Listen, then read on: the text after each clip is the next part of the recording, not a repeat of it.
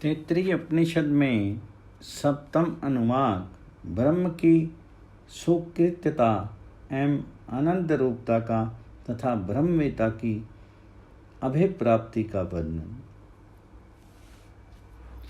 पहले ये जगत असत अव्याकृत ब्रह्म रूपी था। उसी से सब नाम रूपात्मक व्यक्त की उत्पत्ति हुई।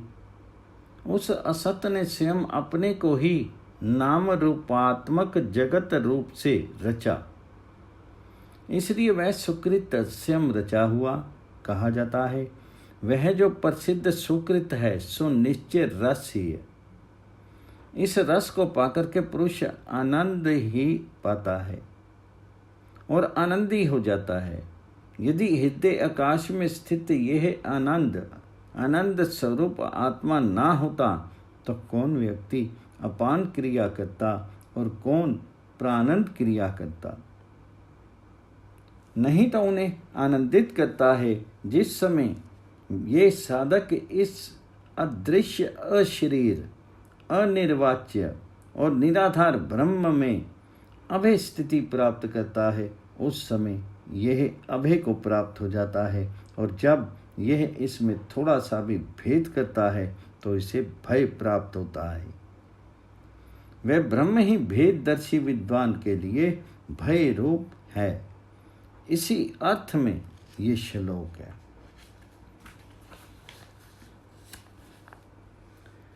पहले ये जगत असत्य था।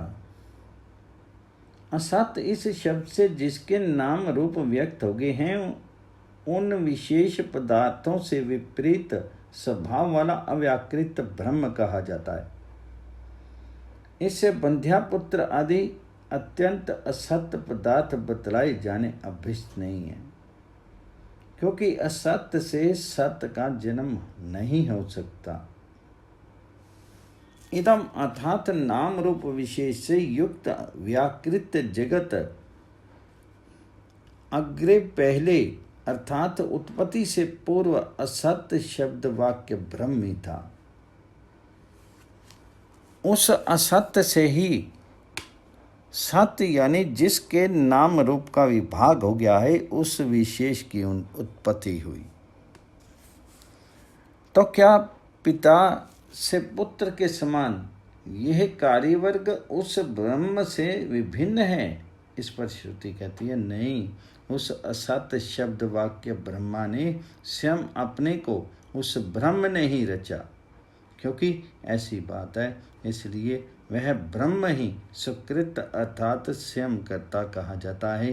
सबका कारण होने से ब्रह्म स्वयं करता है। यह बात लोक में प्रसिद्ध है।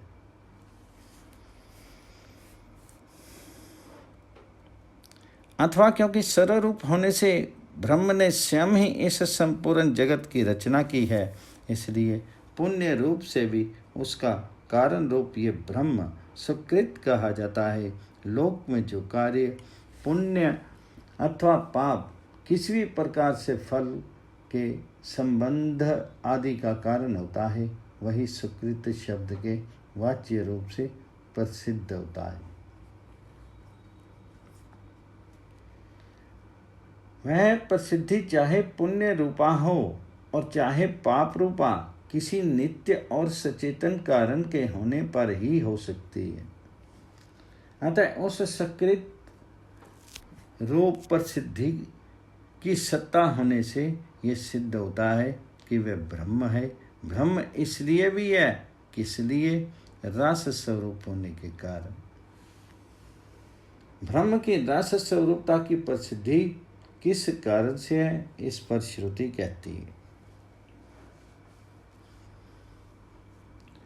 जो भी ये प्रसिद्ध सुकृत है वे निश्चय रस ही है। खट्टा मीठा आदि तृप्तिदायक और आनंदप्रद पदार्थ लोक में रस नाम से प्रसिद्ध है हों। इस रस को ही पा करके पुरुष आनंदी अर्थात सुखी हो जाता है। लोक में किसी असत्य पदार्थ की आनंद हेतुता कभी नहीं देखी गई। ब्रह्मनिष्ठ निरीह और निरपेक्ष विद्वान बाह्य सुख के साधन से रहित होने पर भी बाह्य रस के लाभ में आनंदित होने के समान आनंद युक्त देखे जाते हैं। निश्चय जिसका रस ब्रह्म ही है, अतः रस के समान उसके आनंद का कारण रूप वह ब्रह्म है ही। इसलिए भी ब्रह्म है, इसलिए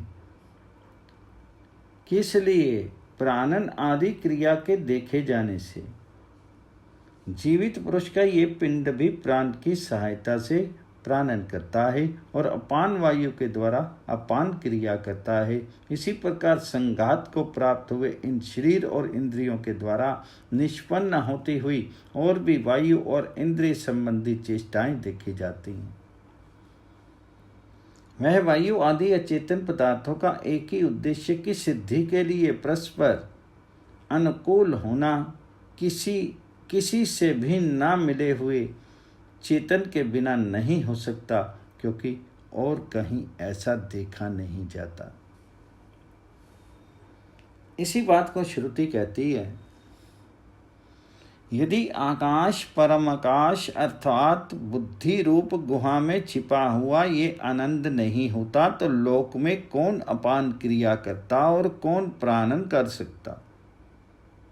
इसलिए वह ब्रह्म है ही जिसके लिए कि शरीर और इंद्रियों की प्राणन आदि चेष्टाएं हो रही हैं और उसी का किया हुआ लोक का आनंद भी है।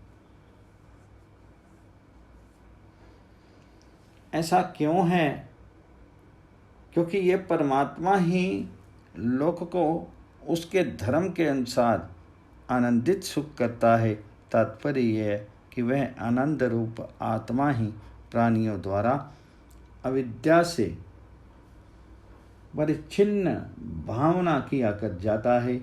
अविद्वान के भय और विद्वान के अभय का कारण होने से ही ब्रह्म है।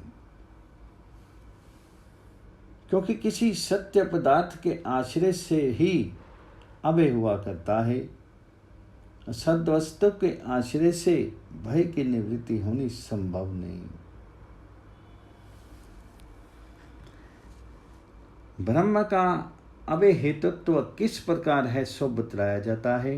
क्योंकि जिस समय भी ये साधक इस ब्रह्म में प्रतिष्ठा अर्थात स्थिति अर्थात आत्म भाव प्राप्त कर देता है, किन विशेषणों से युक्त ब्रह्म में अदृश्य में दृश्य देखे जाने वाले अर्थात विकार का नाम है। क्योंकि विकार देखे जाने के ही लिए है। जो दृश्य ना हो उसे अदृश्य अर्थात अविकार कहते हैं। इस अदृश्य अविकारी अर्थात अविषयभूत अनात्मेश अशरीर में, क्योंकि वह अदृश्य है इसलिए अशरीर भी है, और क्योंकि अशरीर है इसलिए अनिरुक्त है। निरूपण विशेष का ही किया जाता है और विशेष विकार ही होता है, किंतु ब्रह्म संपूर्ण विकार का कारण होने से स्वयं अविकार ही है, इसलिए वह अनिरुक्त है। क्योंकि ऐसा है इसलिए वह अनिलयन है। निलयन आश्रय को कहते हैं। जिसका निलयन ना हो वह अनिलयन यानी अनाश्रय है। इस अदृश्य अनात्म्य अनिरुक्त और अनिलयन अर्थात संपूर्ण कार्य धर्मों से विलक्षण ब्रह्म में अभय प्रतिष्ठा स्थिति यानी आत्म भाव को प्राप्त करता है। उस समय उसमें भय के हेतुभूत नाना तत्व को ना देखने के कारण अभय को प्राप्त हो जाता है। मूल में अभयम यह क्रिया विशेषण है, अर्थात इसे अभ्याम इस प्रकार अन्य स्त्रीलिंग के रूप में परिणित कर लेना चाहिए। जिसमें यह अपने स्वरूप में स्थित हो जाता है उस समय यह ना तो कुछ देखता है, ना और कुछ सुनता है और ना और कुछ जानता ही है। अन्य को ही अन्य से भय हुआ करता है। आत्मा से आत्मा को भय होना संभव नहीं है। अतः आत्मा ही आत्मा के अभय का कारण है।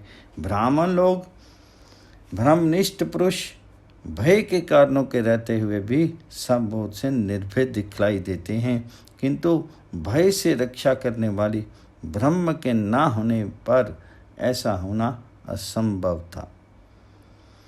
अतः उन्हें निर्भय देखने से ये सिद्ध होता है कि अभय का हेतुभूत ब्रह्म ही है। ये साधक कब अभय को प्राप्त होता है, ऐसा प्रश्न होने पर कहते हैं, जिस समय ये अन्य कुछ नहीं देखता और अपने आत्मा में किसी प्रकार का अंतर भेद नहीं करता, उस समय ही ये अभय को प्राप्त होता है। वह इसका तात्पर्य है। किंतु जिस समय अविद्या अवस्था में यह अविद्याग्रस्त जीव तिमिर रोगी को दिखाई जान देने वाले दूसरे चंद्रमा के समान अविद्या द्वारा प्रस्तुत किए हुए पदार्थों को देखता है तथा इस आत्मा यानी ब्रह्म में थोड़ा सा भी अंतर छिद्र अर्थात भेद दर्शन करता है, भेद दर्शन ही भय का कारण है।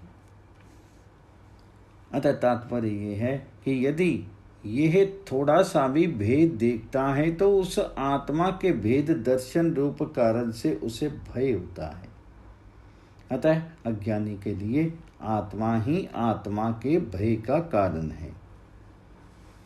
यहाँ श्रुति इसी बात को कहती है, भेददर्शी विद्वान के लिए वह ब्रह्म ही भय रूप है।